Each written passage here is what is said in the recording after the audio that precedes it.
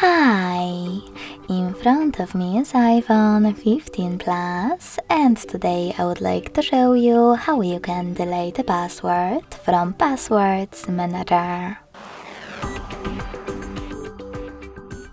Firstly, go into Devices Settings and scroll down right away to access passwords.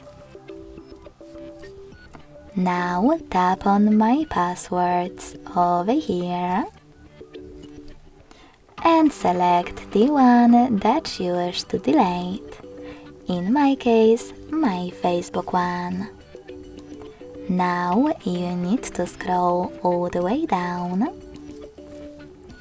and click on Delete Password at the bottom. Lastly, confirm your choice in the pop-up. So when I do that, as you can see, my Facebook password was successfully deleted. Thanks so much for watching. If you enjoyed this video, don't forget to leave a like, comment and subscribe. Bye!